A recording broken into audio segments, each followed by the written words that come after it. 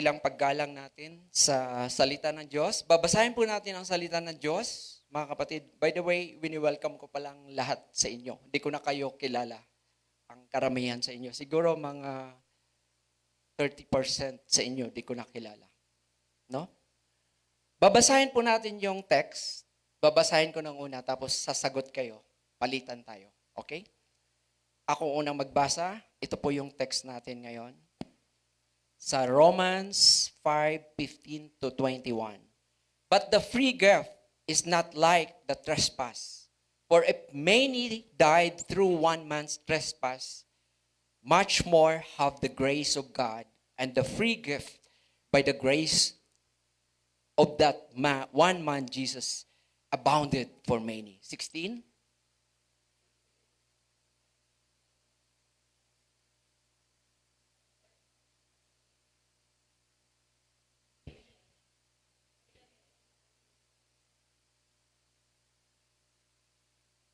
For if because of one man's trespass, death reigned through that one man, but much more will those who receive the abundance of grace and the free gift of righteousness reign in life through one man, Jesus Christ. 18.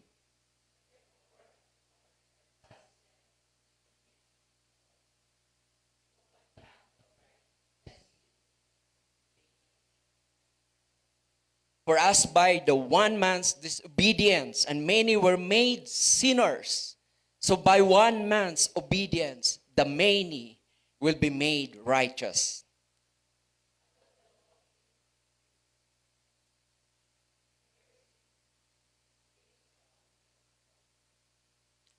So that as sin reigned in death, grace also might reign through righteousness, leading to eternal life through Jesus Christ as Lord. Tayo po'y manalangin, mga kapatid. Humili po tayo ng patnubay ng ating Panginoon. Our gracious Heavenly Father, we're so thankful, Lord, for this day that you have made. Father God, we pray. Thank you, Lord, for everything that you've done, Panginoon, sa aming mga buhay, mga nakaraang araw. We're here to praise your name, O Lord, to magnify your name. Lord, linisin niyo po ang aming mga puso bago po kami lumapit, makinig ng iyong mga salita. And I pray, Lord, that you will bless this church. You will bless, Panginoon. Not only as, Father God, we remember Pastor Ann, Pastor M, Pastor Joe, and the Fukui Japan Church, you bless them also. Lord, kasama sila naming magpupuri sa inyo sa mga oras na to. Ganon din po, Panginoon, ang mga anak nyo sa buong Pilipinas, Panginoon, sa buong mundo, Panginoon, na nagpupuri sa inyo. You bless them also, Lord. Salamat, Panginoon. Di po namin makalimutan, Panginoon, ang aming mga sister church. Lord, we pray for Pastor Mel, Sister Marie ng Living Word Cebu. Use them mightily, Father God, Lord, Panginoon, for the glory of your name. And Lord, here, nandito kami, Panginoon, dalangin namin, Ama, habang sa pakinig namin na yung mga salita, we ask for your presence. Teach us, give me us your wisdom, knowledge of Father God, that maintindihan namin, Panginoon, ang iyong mga salita, mensahe ngayon. And I pray, Father God, that you will hide me behind your cross as I proclaim your message. In the name of your Son, Jesus Christ, this is all our prayers. Amen. Maalala ko nung, I think previous year, last year siguro, Pastor Ann is talking about the gospel of grace. No? And today's topic is all about God's abundant grace or the gospel of God's grace. Yun po ang ibig sabihin nitong text na to. Nung si C.S. Lewis po, the most renowned author, entered into a room, people were debating.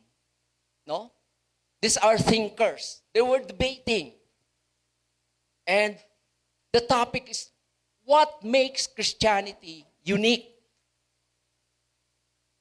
compared to other religion?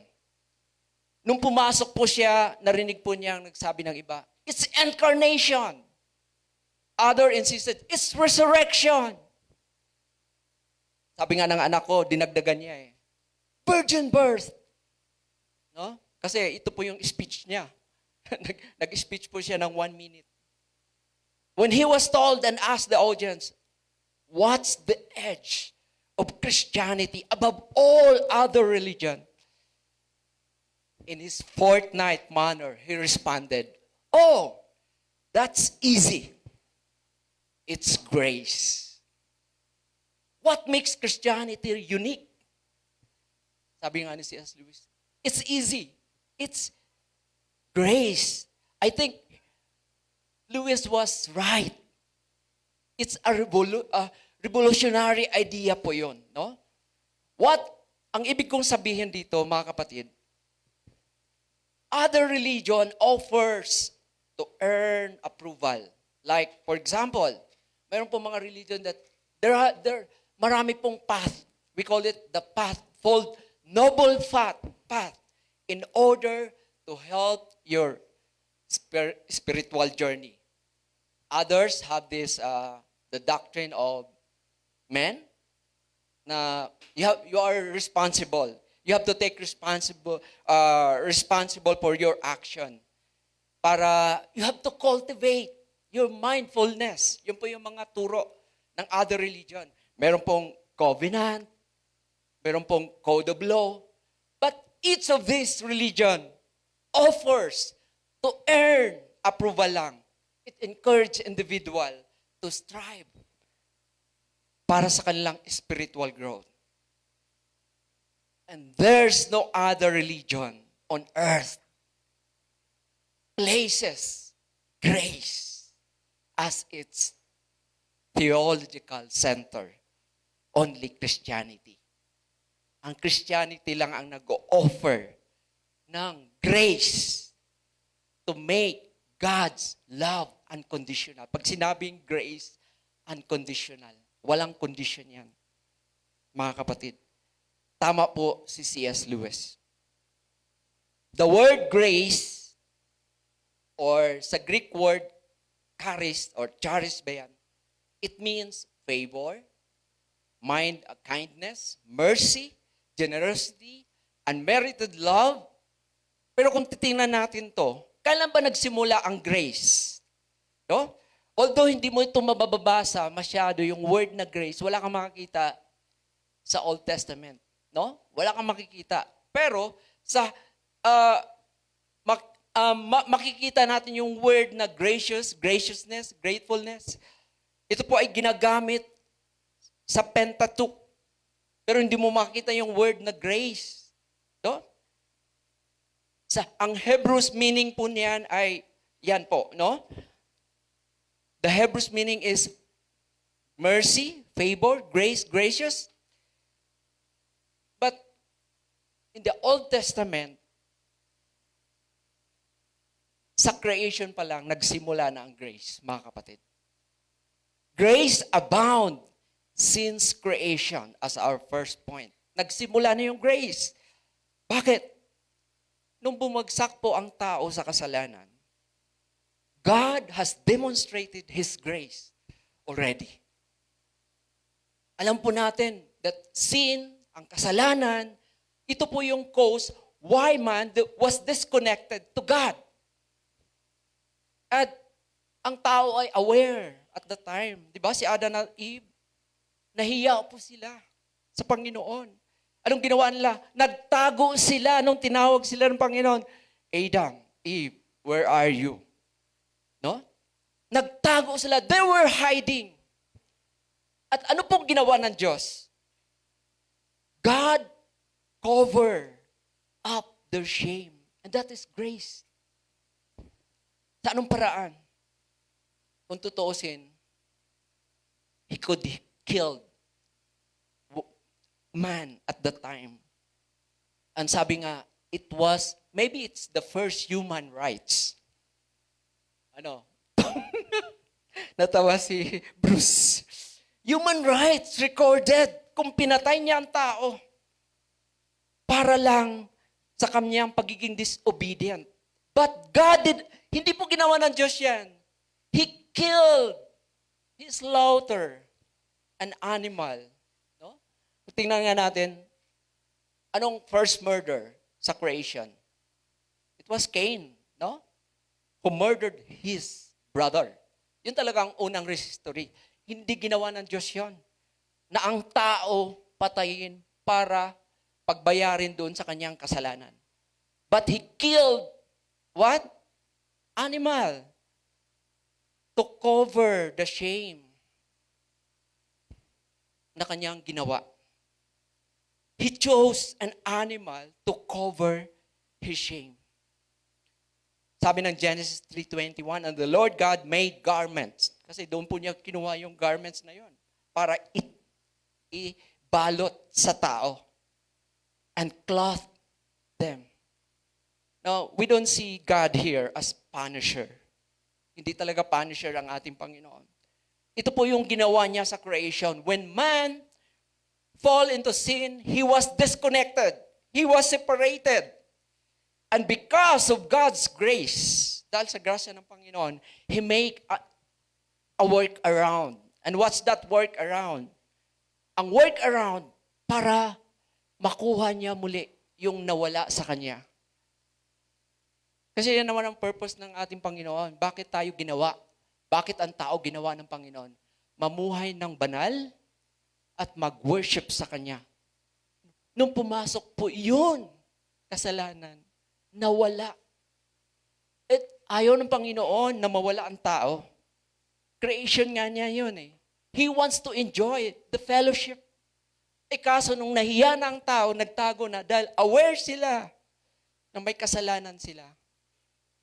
Gumawa ng work around ang Diyos. He killed an animal to cover his shame. God, sabi ng ating verse ngayon, verse 18, 19, God hates sin so much. Ayaw ng Diyos ng kasalanan talaga. Yun talaga. And it took only one sin to condemn the entire human race and separate from Him. Sabi ng verse 18, one trespass led to condemnation for all men. One man's disobedience to many. Lahat tayo nagkakasala. Sa totoo lang, yung pagkain, yung na-forbid, pinagbawal na kainin, yung mansanas, joke. Prutas, hindi mansanas, sabi ng Bible. That was the first sin that Adam committed, and it was considered sin already. No? And that one sin is sufficient. It's enough to damn the whole human race. Sobra. Sobra yung ginawa ni Adam. He spilled the beans, mga kapatid. He exposed us. He exposed the human race to sin.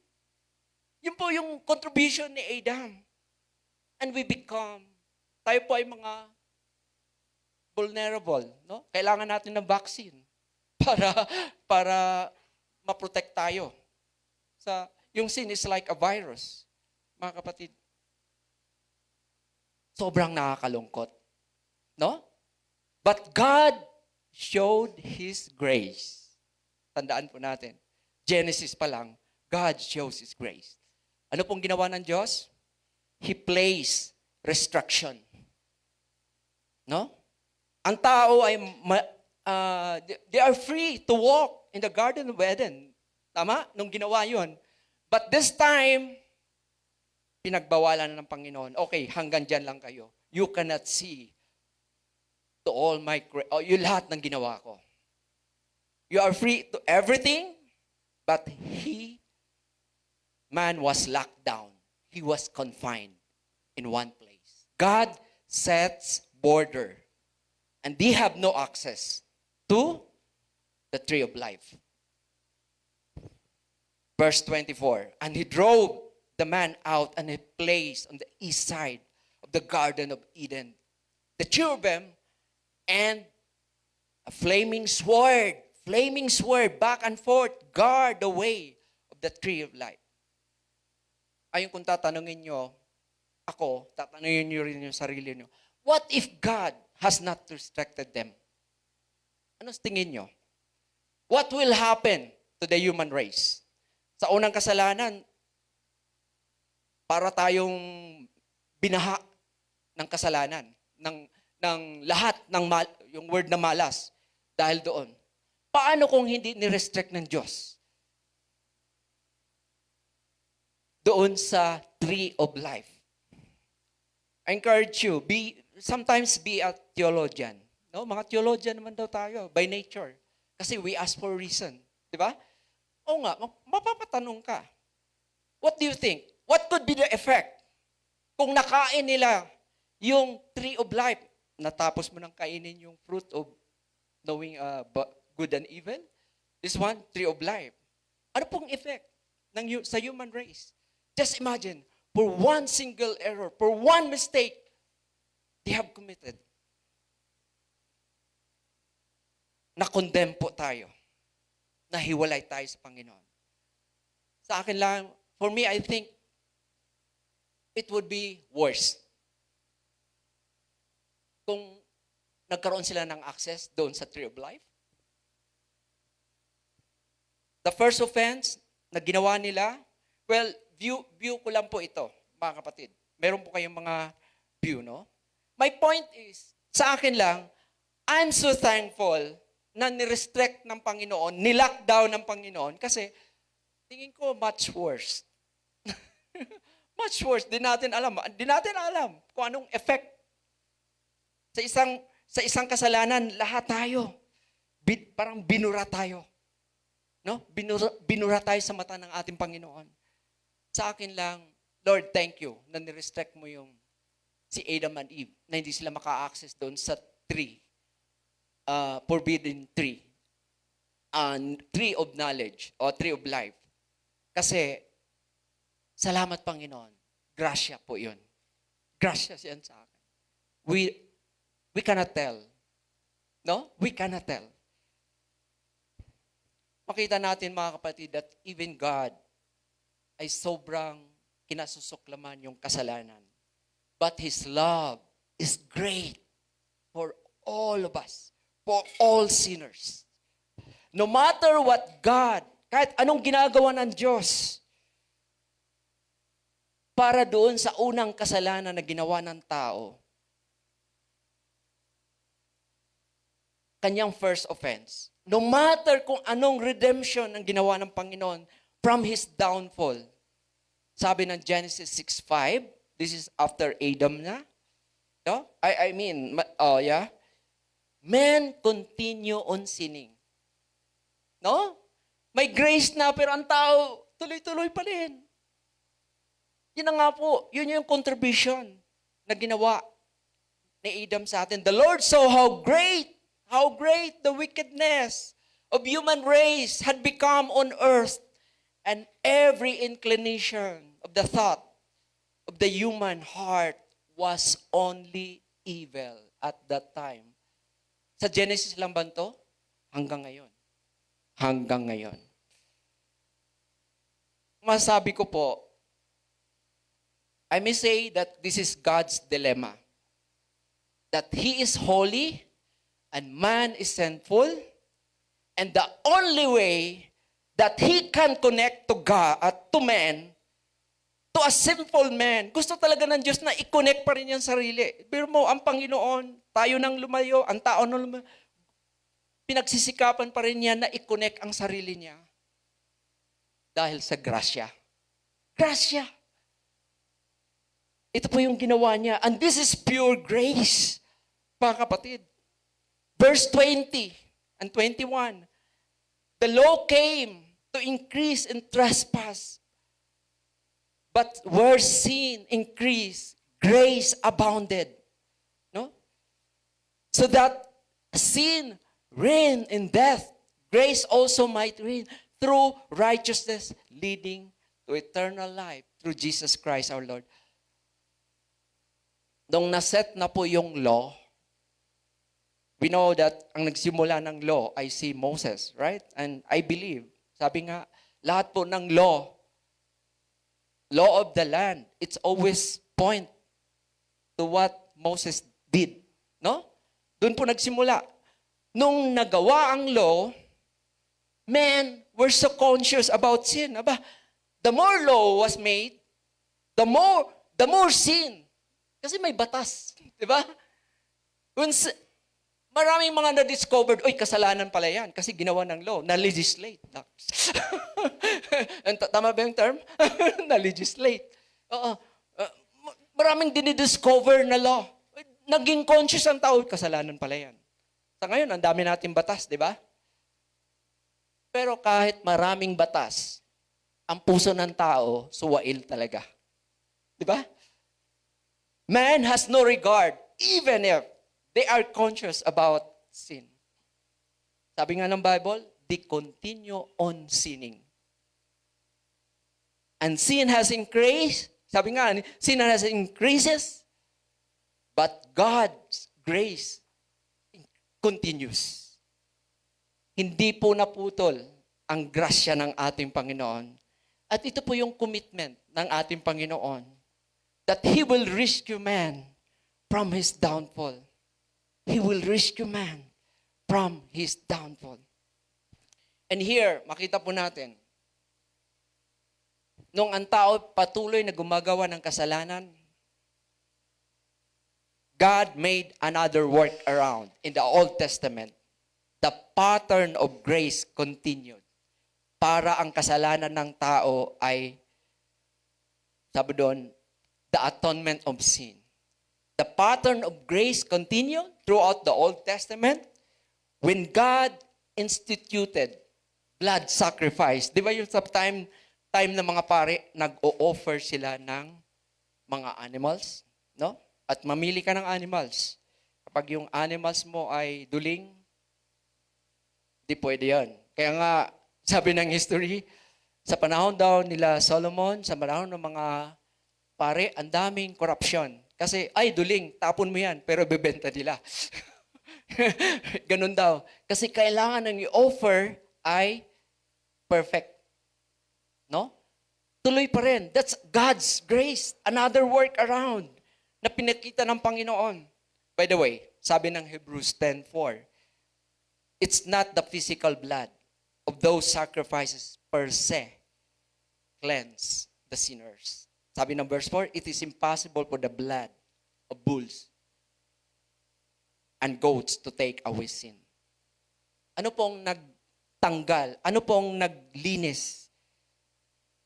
Kasi ritual lang po yun. Ano pong naglinis sa kasalanan ng tao? It's grace. Grasya pa rin ng Panginoon. Tinanggap niya yon. No? Hindi natuto ang tao nung ginawa na niya kay Adam. At ito ang pangalawang workaround. Sige, you can sacrifice. Pwede. No? Sabi nga, it is impossible. But it was God's grace that forgave those sinners who trusted Him.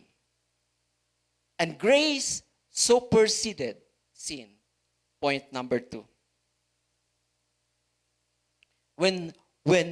Where sin multiplied, habang dumadami ang kasalanan na discovered, that grace God superabounded. Amen? Habang lumalaki, as sin grew, grace overflowed even more. In the face of increasing sin, grace prevailed. Yan po ang nakikita natin. It exceeded at it bring redemption to mankind. Sabi ng verse 20 na ating binasa kanina. Kaya nga si Paul, sa mga letter po ni Paul sa New Testament, grace and peace to you. Palagi niyang binabanggit yan. Actually, the word grace, that is the gospel of grace, and that is Christ. Christ po yung grace na yan, na in-offer. Kaya makikita natin yung word na grace, mostly sa New Testament. God is the instigator. He is the initiator of grace. Mga kapatid, wala naman taong nag-initiate ng grace. Only God.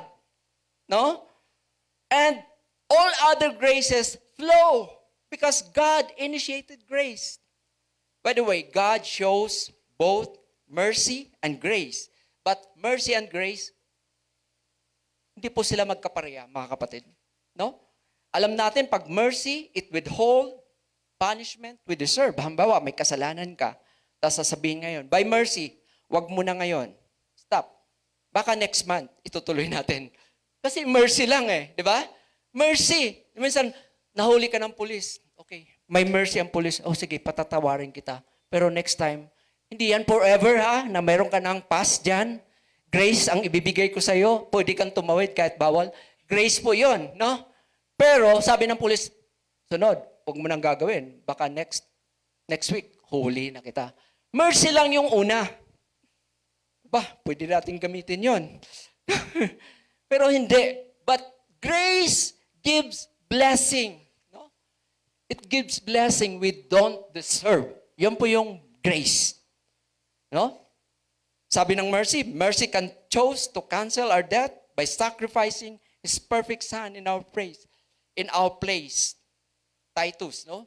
But God chose to cancel our debt by sacrificing His perfect Son. Now, the loving grace of God toward man is so great that He provide not only redemption, mga kapatid, only redemption. The redemption na ginawa niya is through His Son, Jesus Christ. Kasi tinapatan niya yung ginawa ni Adam na pagkakamali. And with that, lahat po ng kasalanan ng tao, even now, ay pinatawad ng Panginoon. This is another, no? From Adam, first work around, sacrifice, second work around, and the third and final work around is sacrificing His Son. Pangtapat doon sa ginawa. Kasi hindi natututo ang tao. No? Verse 18. Therefore, so one act of righteousness leads to justification and life for all men. One man's obedience, and that is Christ, many will be made righteous. Ito, kung kanina nalungkot ka, ito, dapat matuwa ka. Dahil may inoffer ang ating Panginoon. God, Jesus Christ took upon Himself para po sa lahat ng ating mga kasalanan. He reconciled the world to Himself. Hindi na niya binibilang. Hindi na tayo pinagbibilangan ng ating mga kasalanan na ikaw, 10 sa'yo. Sa'yo, 5 lang. Wala. Lahat yon inako ng ating Panginoon. What an amazing grace, mga kapatid. What's so amazing about grace? Sabi ng Bible, First Ephesians 2:8-9, there's very famous verse. This is the saving grace of God. For by grace you have been saved through faith, not of yourself. It is the gift of God. By grace, grasya lang din po ng Panginoon that we receive by faith. At yung faith na to, binuksan ng Panginoon, sinusian tayo, at naniwala tayo. We believe in the Son of God. We believe in Christ na namatay sa krus. At it provides salvation that we cannot achieve by our own.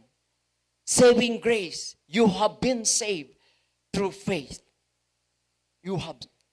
And not only that, sabi nga, God initiate the grace to save the offenders. It is a saving faith. Saving grace, saving faith. Simply, by believing Christ, simply, yakapin mo lang. ang gospel of grace, ang Panginoong Jesucristo, para ikaw ay magkaroon ng kaligtasan. Alam po natin ang basic principle of the tenets of Christianity is salvation, grace, and faith. No? Yan po. It is a saving faith. Saving faith not because of your own good works. Amen? Not because of our own good works. It is free. Sabi ng Panginoon, ibigay ko ng lahat sa inyo. Libre na ito. Wala ka na ibang gagawin. No sacrifices at all. Because I have sent my only Son to redeem all of your mistakes, all of your sin. It's a free gift. Free gift. Why grace is free? Bakit libre po ang grace? Because binayaran po yan ng Panginoon. Siya nang nagbayad noon. Because God's love to man, He paid the price. Making it all free for all. Yun po yung generosity. The meaning of generosity sa Panginoon ay no bounds. Walang boundary. Kaya nga sabi ng Bible, not of your works. No? Not of your, yung magsabi naman na, Lord, sorry for my sin. Well, may value po yun. At necessary po yun, di ba? Kanina lang, nung nag-park kami, sinarado ng anak ko. Yung gate, lumabas yung isang sakyan. Dapat, wag niyang isara kasi papasok yun. Malayo na po kami, I have to go back. Nakonsensya pa ako. Magsabi doon sa driver na, sorry, sinarado ng anak ko, hindi ka makapasok sa gate. I mean, yung pong ibig sabihin ng ating Panginoon, napaka-generous po ng ating Panginoon. Kung papalagpasin niya, mga kapatid, wala po tayo. Pwede ka nang magsabi na, sorry, nagkakasala po ako, may nagawa po akong mali. May value po yun. But to say sorry alone, mga kapatid, it cannot save us. Cannot save. Because salvation is not the result of our good works. It's not the result of our good intention. Mga kapatid, kung tayo may mapuno sa kabaitan ng ating, maraming magsasabi, mabait yung tao na yan. But in one sin, sa isang kasalanan, it will make us sinners in the eyes of God. Bakit? Ang tinatawag po, kung tayo po ay well-intentioned po, meron po tayong good works, masabi natin yan, na tingin ko ito na yon. Mabait ako sa ating Panginoon. We do not have the power or the goodness to overcome sin. Mabait ka ngayon, bukas, aswang ka. O mayabang ka. No? Ganun po yun. Kaya nga, napaka-importante po yung i-embrace natin yung grasya ng ating Panginoon. Nature po natin yun. Nature po na na-inherit na natin. Diba? 365 days. Tell me, mabait ka ba talaga? In 1 year, wala ka bang ginawang palpak? Sa mama mo? Sa papa mo? O sa kapatid mo? Wala ba? But, nandiyan ang grasya ng ating Panginoon. Sabi nga na, anak, 365 days, araw-araw, nilinis na kita. Tinabunan ko na lahat ng kasalanan mo. Ang gagawin mo na lang is to embrace the gift of God. Embrace. Verse 6. Grace ng Romans 11. Grace is not earned by any effort of our part. Otherwise, it could not be called grace. And if by grace, it cannot base on works. If it were, grace would no longer be grace. Sabi ni Paul. No one can earn heaven. Mga kapatid, no one can earn salvation through good works. Kasi kung yan lang po ang pagbabasihan ng Panginoon, aba, obligado ang Panginoon na babayaran niya yon. No? Lord, ginawa kong mabuti. Saan ang bayad ko? Ay, magbabayad ang Panginoon sa iyo. No? Babayaran niya kasi sinasabi mo, bait ako, Panginoon, doon. No matter how diligently, mga kapatid, to pursue works, to earn God favor, we will fail. We will fail. Because we need something more powerful. And this is where grace works. The grace of God works sa buhay natin. Gift of God. Kaya nga, it is a free gift. Pag free gift, palagi kong sinasabi sa bayambang, kapag gift, anong gagawin? Ha? Tanggapin, wag lang salamat. Di ba? Ang palagi kong illustration kapag nag-evangelize kami sa mga baguhan, o may regalo, hindi pa rin maintindihan, galing Shopee. Papaganon, Shopee eh. So, nandyan, kanino yan? Di mo alam, pero libre, hindi mo nababayaran. So, anong gagawin mo? Salamat. Hanggang salamat na lang? Hindi, kunin mo. Gift yun eh. That is the gift of God. You have to embrace. You have, mag-respond ka. Nag-offer ang Panginoon ng salvation. Salamat, Lord. Hanggang ganun na lang? Gusto mo mabago ang buhay mo? Salamat, Lord. Hanggang ganun? No. Grab it. It's a free gift. Yun po ang hindi maintindihan ng iba. Na, grabe no? Regalo na nga. Hanggang salamat lang. You have to take it. No? Free gift. Sabi nga, because the free gift of God, that is the gift of righteousness. And that righteousness, according to verse 17, it will result justification. Papawalaing sala ka.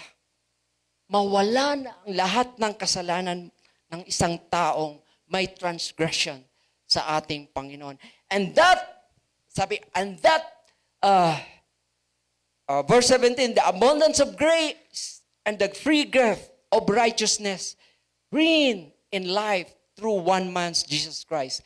And that justification, ibig sabihin, pinawalang sala ka na, regalo na yon, nagiging banal ka sa harapan ng ating Panginoon dahil hindi sa gawa mo, dahil sa dugo ng ating Panginoong si Kristo. That justification will result to sanctification. What is sanctification? Transformation! Di ba gusto mo magbago ang buhay mo? Mababago lang ang buhay mo kapag tinanggap mo ang Panginoon at ang Panginoon ang gagawa, magtatrabaho sa buhay mo. That is sanctification. So, I think nabasa ko yon, sinabi ni Brother Mel. Pag sinabing salvation, justification, it is alone the work of God. Trabaho ng Diyos yan. Ngunit, ang sanctification, merong word na monergism, at ano yung isa? Ha? Synergism. O yan. Synergism is dual. Ang tao dapat ay may cooperation sa Panginoon. No? Pag sinabing monergism, trabaho lang ng Diyos yun. That is your salvation. Wala kang ginawa. Hindi ka naman nagpapako sa krus para sa kasalanan mo. Diba? Kung totoo lang dapat, ikaw ang ipako para sa kasalanan mo. Pero hindi, ginawa ng Diyos yan. That is monergism. Gawa ng Diyos ang kaligtasan mo. Kahit anong good works ang gagawin, wala yan. Dahil hindi pwedeng pantayan ang ginawa ng Panginoon. Pagdating sa sanctification, aba, nagbago itong taong ito. Ang bait dati, nagmumura. Ngayon, hindi na nagmumura. Palabigay pa. May show love. No? Show your love. Show His love. Mali ang aking Irish English. Show His love. That is sanctification. Transformation yan, mga kapatid. Transformation yan ng Diyos. Bakit mo nagawa? Righteousness, pinakita mo lang. You have to cooperate. No? Magtrabaho ang Diyos sa'yo. Pag kinukonvict ka ni Lord, anak, wag. Sunod ka kaagad kasi kinukonvict ka. That is sanctification. Inaayos niya. Inaayos niya. Now, justification is the result of grace, and justification, it moves to sanctification, transformation, para ang buhay mo ay magiging kapareho ng ating Panginoon. Christ-like image. It will go through a process. Process po yun. Hindi yan overnight, mga kapatid. Our conformity in Christ, kaya tayo tinatawag na Christian, is the finished product because of God's grace. Grabe no, ang una, grace talaga na ating in-embrace. Gordon MacDonald says, Gordon MacDonald is a Christian author, once said this, the world can do almost anything as well as even better than the church. Tama? You need not to be a Christian to build houses, Brother Sam, to feed the hungry, or to heal the sick. There is only one thing that the world cannot do. It cannot offer grace. Amen? What is building houses? What is feeding the hungry? Healing the sick? Ito ay mga good works. No? Good works. Kung babalikan natin doon, ibalik na lang tayo doon sa mga eightfold of path. No? Balik na lang tayo doon sa doctrine of karma. No? Balik na lang tayo doon sa code of law, covenant. Para, magaling talaga kami, mabait ako, marami akong nagawa. Pero sabi nga, one thing that it cannot offer is grace. But to Christians, action, mga kapatid, ang good works natin, show of His love, is the result of having grace. Yan lang naman. Grace. By believing Christ, embracing His grace, could result to justification. Man is forgiven, then follows transformation. Transformation is the result of good action because you possess Christ in your heart. You have the grace, the gospel of grace that you embrace. So, saan pupunta para hanapin ang grace sa mundong ito? This is what amazing grace is all about, no? Tingnan natin. Grace is more mercy. It goes further by offering something to His enemies. And who are the enemies of God? The sinners. Ano pong unang binigay ng Diyos? Hindi ko po babasahin yung mga verses. Forgiveness. Reconciliation. Abundant life. Eternal treasure. Holy Spirit. The power. Heaven. The eternal home. The reason why a Christian can function well. The reason why a Christian can walk nakasama ang Panginoon because of grace. Sabi dito, the Holy Spirit is the one of the reason why Christian can display, can spread grace, and why a Christian become conquerors. Because without the power system from God, mga kapatid, you don't have the capability, you don't have the ability to do what a Christian are supposed to do. At yung ganito pa lang, this is purely grace. Gracia. Gracia ito, mga kapatid. For example, in Matthew 18:21, verse 22, we call it the math of grace or the mathematical formula of grace. Si Peter po ay lumapit sa ating Panginoon. Sabi niya, Panginoon, ilang beses po magpapatawad kapag isang tao nagkakasala sa akin, nagkamali sa akin. Sabi niya, 7 times, Lord? Aba, mayabang pa si Peter, 7 times? Ikaw, kaya mo ng 7 times magpatawad? And Jesus replied, not 7 times. He added, it's 77 times. Kung titingnan natin yung mga ibang text scripture ng Bible, will tell us 77. Will tell us 7. 70 times 7. Ilan? 490 times. No? Times to forgive. I don't know. Maybe Peter's calculator is wrong. No? Or ang kanyang math or formula ay mali, mga kapatid. But, sa mga panahon ng rabbi, meron po silang ideya na hanggang 3 lang. Maximum na yan. 3 times. First warning. Second warning. Third warning. Aba, tsok-tsakin mo na yan. Di ba? May pahabol pa. Para ka matuto. Magtanda ka. Di ba? The point is, how could an ordinary person like you and me can offer 7? Can you offer 77 times? Can you offer 490 times to forgive someone? Well, marami po tayong makikita. Maraming mga testimony na mga Christian lang ang nakakagawa niyan. No? One example, lola ko, hindi talaga siya Christian.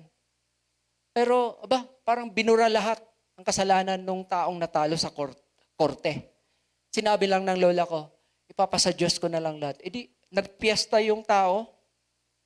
Lahat ng ari-arian ng taong yan, sequestered, dapat, pero binigay ng lola ko. E paano pamangkin niya yon? Di ba?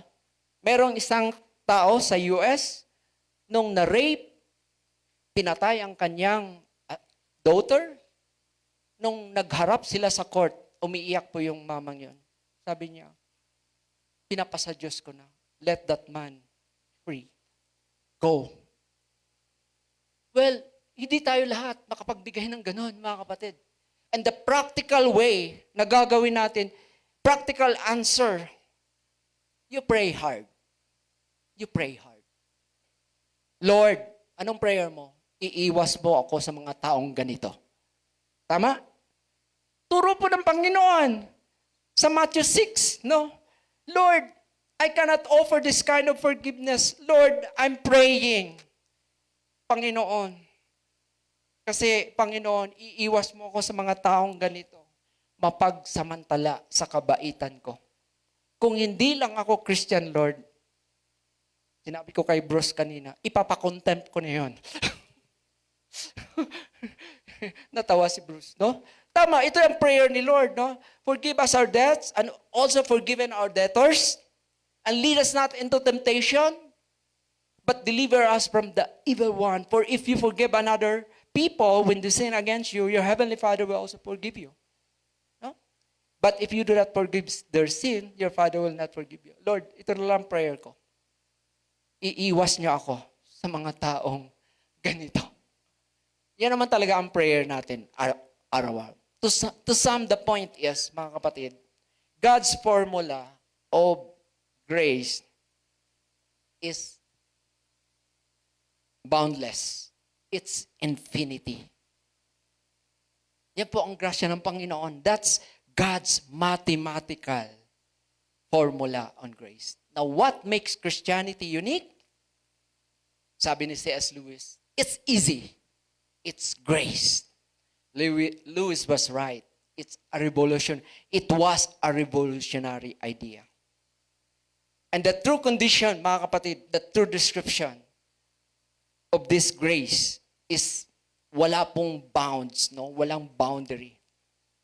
Now, what makes grace so beautiful and sufficient? May kasabihan po, faith works with grace, but faith, tandaan natin, balikan ko, faith works with grace, but faith only works because of grace. Because grace is the key for us to function how God wants us to behave or to be. 21. So that as in sin, in death, grace also might reign through righteousness, leading to eternal life through Jesus Christ.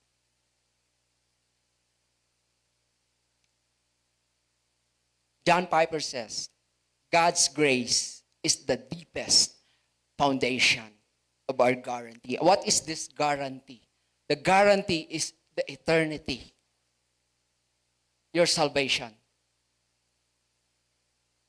You are bound for heaven because of God's grace.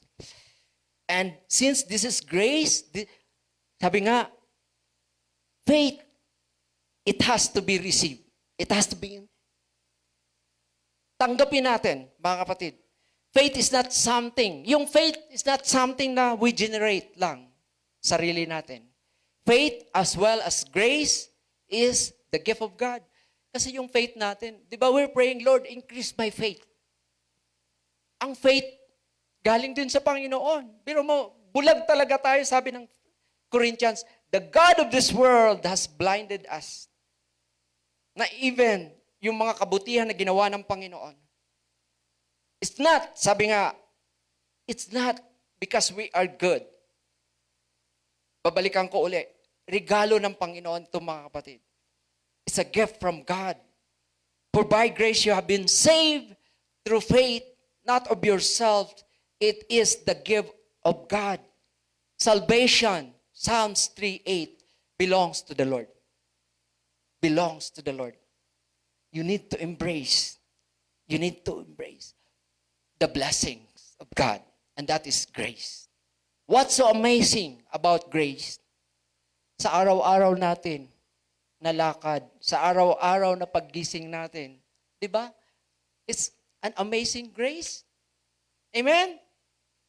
Habang I cannot tell you about grace, dito lang mga kapatid, you will discover grace in your daily life.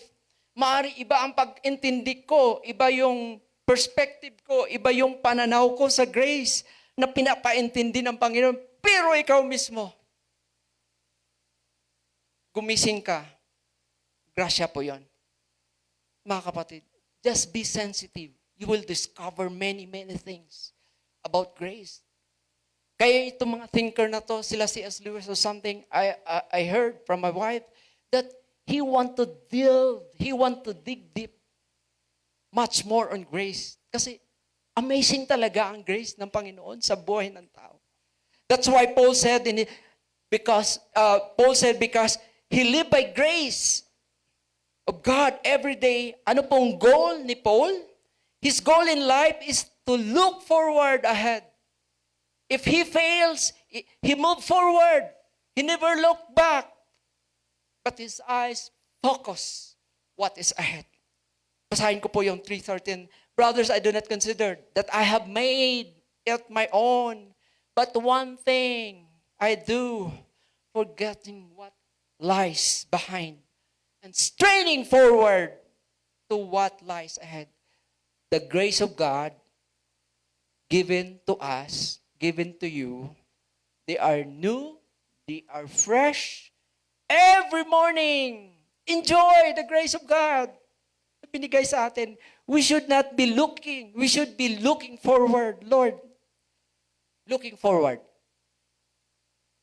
For it is from God. Lamentation 3:22-23.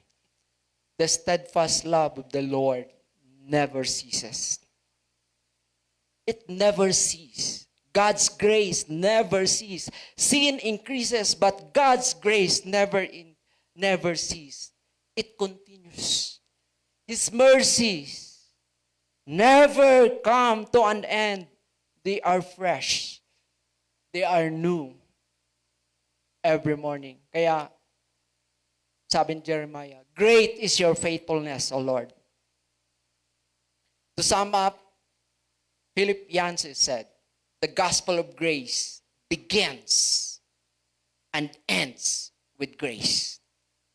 People write songs with title Amazing Grace for one reason. Grace is the only force in the universe powerful enough to break the chain that enslaved generation, and that is sin. Grace alone melts and grace. And the challenge is, we know that the world is hunger for grace, mga kapatid. No? That they cannot even identify, they cannot even recognize what is grace is all about. And the call is, ano pong call sa atin ng mga Christian? Go and tell His goodness. Go and tell His salvation to others. That is our mission, to spread the grace. John MacArthur said, it is not our job to convert people. It is not our job to save people. It is not our job to convict people. It is not our job to convince people. It is our job to tell people. The convincing, the convicting, the saving, and the converting is not your work. It's the work of the Holy Spirit. We need to spread the grace of God to everyone. Tell it. Tell them about it.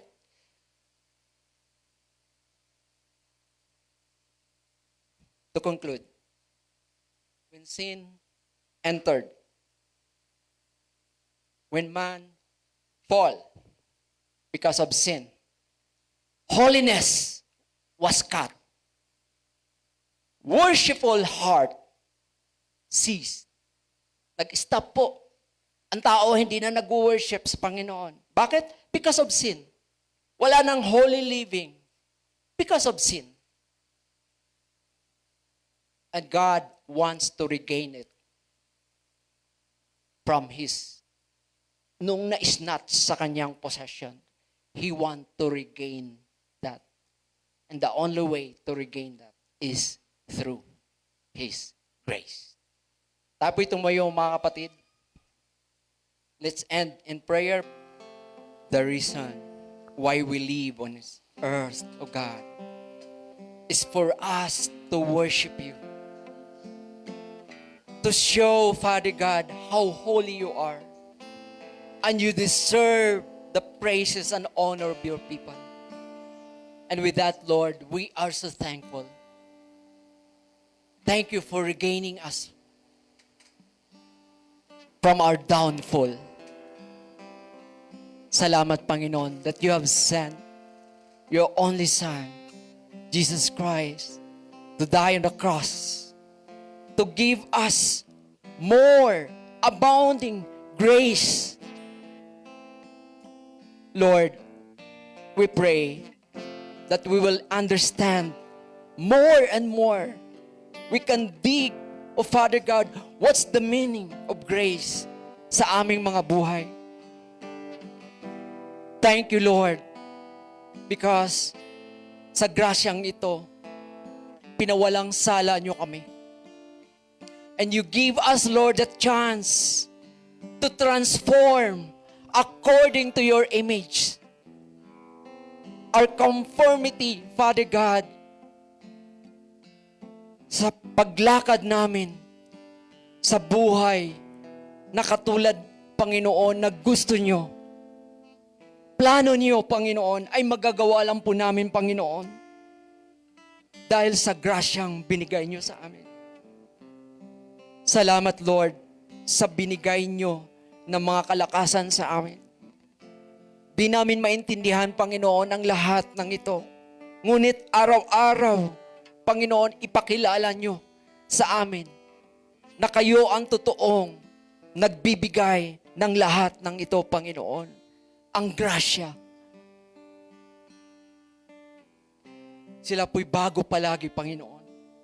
They are fresh. They are new every morning, Lord. And salamat, Panginoon. you miss, Father God, Lord, the fellowship of your people. You miss, Father God, Lord, the holy living, the holiness, since you have created us. Salamat, Panginoon, na pinupunuan nyo ito sa aming mga buhay. We'd like, Lord, to walk with you, Lord, with the power that you have given us. And that is part of the transformation grace na binigay nyo sa amin. Maraming salamat, Panginoon. Di namin magagawa ang lahat ng ito kung wala po ang iyong tulong at gabay sa bawat isa sa amin. Patuloy na pagpalain nyo, Panginoon, ang iyong mga anak. Lalo na itong iglesia na to, Panginoon. Naway ang grasya nyo ay mapapakita, Panginoon, sa pamagitan ng kalakasan nyo. Ama, tulungan yung bawat isa sa amin, Panginoon, na pagsisikapin namin, Panginoon, na kayo po ang lalapitan namin. Kayo ang pagtitiwalaan namin, Panginoon, upang magawa namin ang lahat ng mga bagay-bagay na nais nyo bilang mga anak. That's our prayer for today, O God. And Lord, as we end this Sunday service of ours, O Father God, may you continue to bless us, O Father God, Lord. Shower us your blessing, O Father God. Shower us your protection, your guidance, Lord, upang kami, Lord, ay mamuhay for the next day, Panginoon, for the next week, O Father God, to come, na kami po ay palaging nakaangkla sa inyo. Salamat, Panginoon. Continue to bless us. Continue to bless ang bawat sa amin na nandito, Panginoon. Maraming salamat. Naway, Panginoon, ang iyong kalakasan ay taglay namin sa aming mga buhay. Kami ay patuloy na magpupuri, magpapasalamat sa inyo. And with that, Father God, would like to thank you for everything that you've done to us. Salamat, Lord. Lahat ng aming mga papuri, lahat ng aming pasalamat ay nais naming ibigay sa inyo sa pangalan ng iyong anak na si Jesus. Ito pong dalangin namin. Amen. Maganda umaga po sa ating lahat.